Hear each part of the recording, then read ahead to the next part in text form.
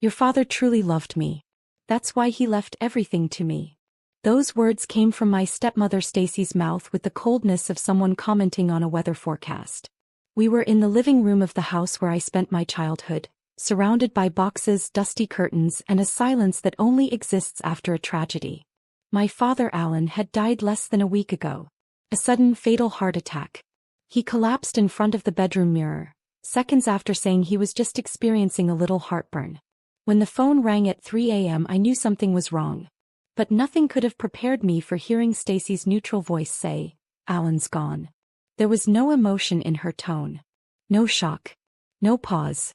Just a feeling that something had already been decided, as if grief were merely a minor detail. The wake passed automatically. People I'd never seen embraced me, saying he was a good man, and asking if I was going to take over the company. I merely nodded, lost. My father had raised me practically on my own since my mother died. He used to call me his anchor. And now he was dead. And the house, the very same house where I learned to ride a bike and where we made pancakes on Sundays, seemed like a place where I was no longer welcome. Before we continue with the story, I ask you to like the video and subscribe to the channel. This is very important to us. Thank you so much. It was there, in that state of disorientation, that Stacy appeared holding a brown envelope. The will. Alan updated it last year. "We've already handled everything with the lawyer," she said, waving the envelope as if it were a supermarket catalog. He wanted to ensure everything was in order. The house, the assets, the company, everything went to me. My heart sank. "And me?" I asked. She looked at me over her glasses. "You already have your career. Your independence. He didn't want to burden you." The word burden echoed mockingly in my mind. "He loved me," I murmured, more to myself than to her. "Loved, of course," she replied with that tone of false compassion she always used to disguise her contempt. "But he knew I was the one by his side every day. I saw his pain. I was there during the sleepless nights. It's different." It felt like a slap in the face. In the following days, Stacy behaved like the heiress to an empire, discarding objects, redecorating rooms, calling people for renovation estimates as if nothing had happened. I tried to cling to the remnants of my father's presence. I rummaged through his office, where he used to write letters by hand, organize files by color, and keep little notes stuck on post-its. But I found nothing that explained the absence of my name in the will. No letter. No instruction. Nothing.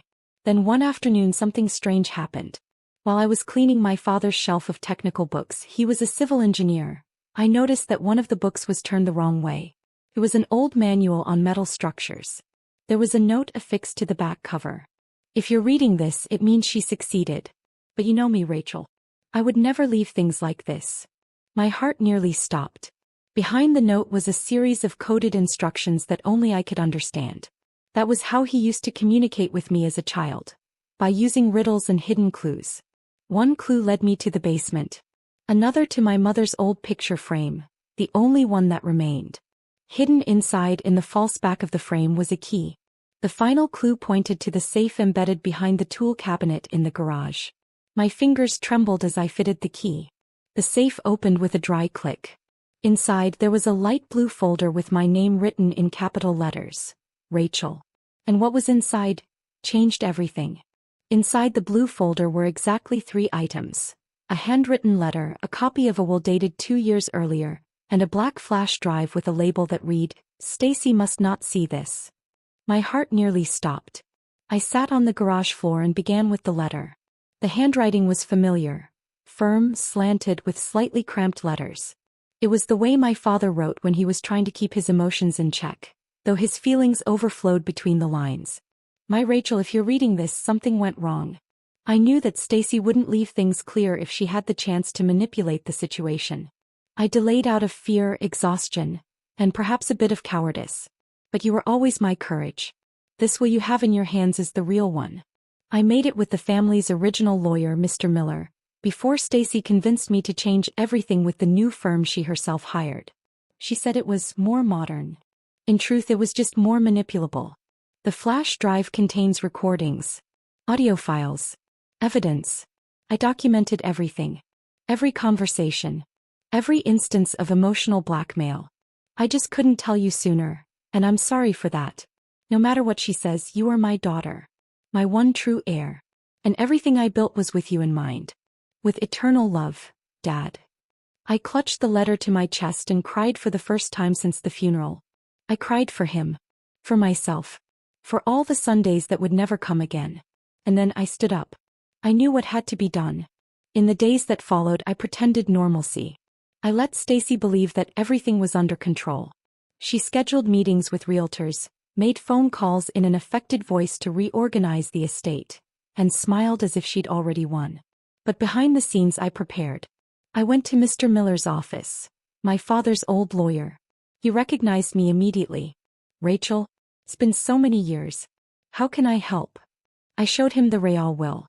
He read every line silently. When he finished, he closed his eyes for a few seconds and said, "Your father called me a month before he passed. He wanted to schedule a new update, but there wasn't enough time. He sounded worried. Said he felt manipulated. Now I understand why. I asked what we could do.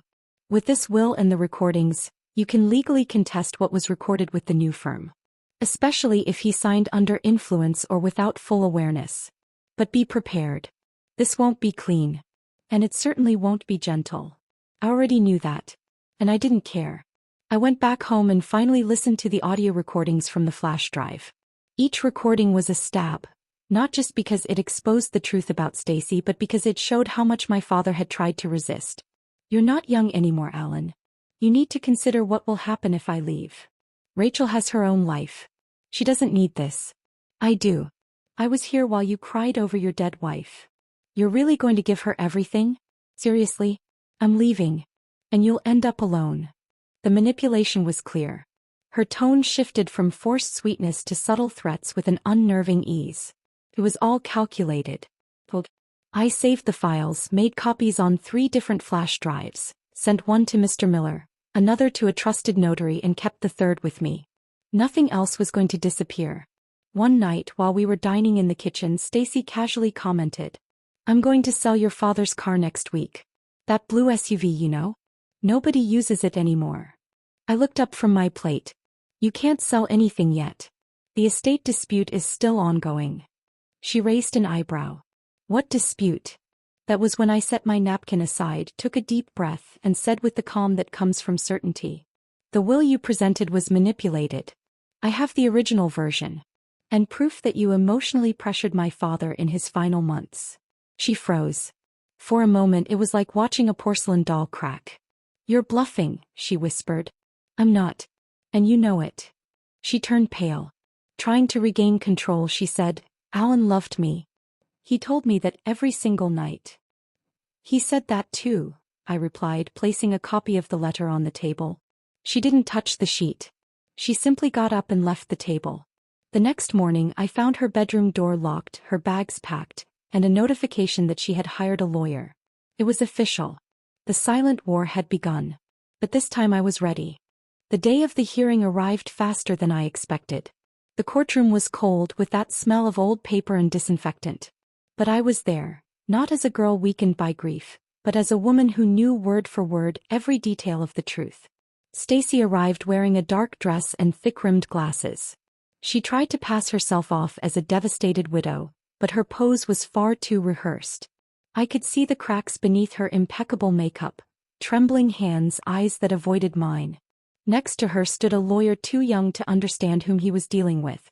On my side, Mr. Miller adjusted his glasses and opened his briefcase with the calm of someone who already knew the ending of the story. We had the original will, the handwritten letter, the recordings, and the truth. The judge began the session by reading both wills. The first, Stacy's version, left all the assets to her, merely stating that Rachel is in a good position and doesn't need to be burdened. A phrase that sounded beautiful on paper yet was empty in the heart of someone who had been erased from her own history. Then came the second, the true one. "I hereby declare my daughter Rachel as the sole and legitimate heir to all my assets, stocks, bank accounts, and properties. Nothing I have would have been possible without her. That is why I choose to entrust everything to her." Stacy blushed. For the first time she lowered her eyes. But the worst, or perhaps the best depending on your perspective, was yet to come. The judge authorized that the audio recordings from the flash drive be played in session. The silence of the room was shattered by familiar voices. "If you leave anything to Rachel, I'll disappear from your life. She's just like her mother. Always thinking she's more than she really is. You need to understand that I was there when no one else wanted to stay." It was 7 minutes of pure manipulation, psychological pressure, and emotional coldness, recorded by the victim himself, my father. When the recordings ended, the judge remained silent for a few seconds. Then he looked directly at Stacy and said, "This is extremely serious. We are talking about emotional coercion, possible forgery of intent, and an attempt at asset fraud. Do you have anything to say?" Stacy attempted to stand. Her voice faltered on the first try. On the second, she almost shouted, "She's ungrateful. Always has been. She never acknowledged what I did for that house. Alan loved me, he told me so every night." The judge raised his hand, demanding silence. "We are discussing documents and evidence, not feelings. And the documents tell a story very different from the one you're trying to paint." She sat down, defeated. For the first time, unable to uphold her facade. At the end of the hearing, the judge ordered a complete new legal review of the estate. Meanwhile, the assets were to be frozen. But the most important outcome happened off the record. Stacy left through the side door of the courthouse with her head bowed, avoiding all stares. Outside, I took a deep breath. The sun was strong, and for the first time in weeks, I felt the air truly filling my lungs, as if finally something was being set right. Mr. Miller approached me and handed me a copy of the hearing transcript. "You were brilliant, Rachel. Your father would have been very proud." I looked up to the sky, and for the first time I did not cry. I just closed my eyes and let the warmth touch my face. But there was still something to be done. In the following days, I began receiving phone calls from reporters. Someone had leaked the case. Perhaps an employee at the courthouse or an acquaintance of Stacy looking to get rid of her. In just a few days, my story became headline news on local portals. Daughter contests will and exposes stepmother's manipulation with recordings left by father. At first I thought about hiding. But then I remembered everything I had swallowed in silence. Everything I had let pass as if I were invisible. This time I would not be silent. I agreed to an interview. I spoke cautiously. I said that I wanted only justice, not scandal. That my father was a man of integrity, and he did not deserve to have his last wishes altered. The interview went viral. The next day I received messages from unknown women. Some said, "I went through the same thing." Others simply wrote, "Thank you for not staying silent." That's when I realized, my pain wasn't just my own. It belonged to so many others who had been silenced, underestimated, erased from their own stories. And that was my chance to change it. 2 weeks after the hearing, the judge rendered the final verdict. The will presented by Stacy was declared invalid due to a lack of proper consent and suspicion of emotional coercion. The true will, kept by me and drafted 2 years earlier, was ratified as legitimate. I was officially the sole heir to everything my father built. His company, the house where I grew up, his investments, the joint accounts. But more than that, I inherited the right to exist, in a legitimate way, in his memory. Something that Stacy had tried to erase with false smiles, calculated speeches, and manipulated documents. Her lawyer did not appear at the closing of the case. And as I later learned through an acquaintance, she had traveled to the West Coast to breathe in new air. No one mourned her absence. I, on the other hand, decided to return to the house where it all began. I walked through every room calmly. I touched the walls as if they were alive. I recalled the moments when my father taught me to do math at the kitchen table, the afternoons when he built models in his office and let me paint a miniature as if it were crucial to the final project. But now all of that was mine. By right. Not because I had fought tooth and nail for an inheritance, but because for the first time someone recognized that my love mattered too. That my presence had value. I didn't burn Stacy's things. I didn't destroy memories. I simply boxed them up and left them on the porch. There was something poetically superior about not stooping to her level. Over time I reorganized the company.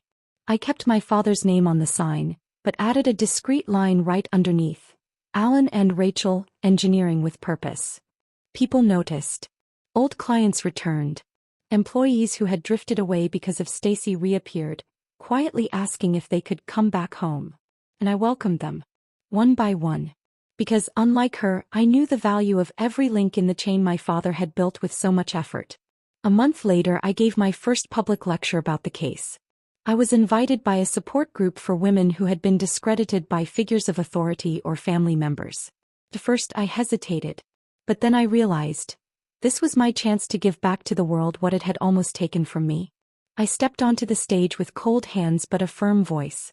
I am Rachel, I began, and for a long time, I was made to believe that my love wasn't enough. That merely being present wasn't sufficient. That being a daughter by blood, by soul, by history, wasn't worth anything compared to someone more clever, more manipulative, more loud. I took a deep breath. But today I know, silent love leaves traces. My father left his. And thanks to that I was not erased. Applause. Silence. And more applause. That night I returned home alone. I opened a bottle of cheap wine, sat on the porch and looked up at the sky. The moon was full. The air was fresh. And for the first time in a long time, everything felt exactly as it should be. I received a message on my cell phone. It was from Mr. Miller. Your father would have cried with pride today. So did I. Congratulations, Rachel. I smiled. Because he was right. My father didn't leave me anything by accident. He knew this battle would come. He trusted that I would have the strength, even if I didn't know it myself. And he was right. Stacy tried to steal me from myself. But in the end I kept what no one could ever steal. My story. My memory. My voice. And his name, which now more than ever was also mine. What did you think of this story of revenge and justice? Leave your rating from 0 to 10 in the comments and tell me which moment was your favorite. Would you have done something differently? Subscribe to the channel, turn on notifications and don't miss any of our stories full of twists and impactful endings.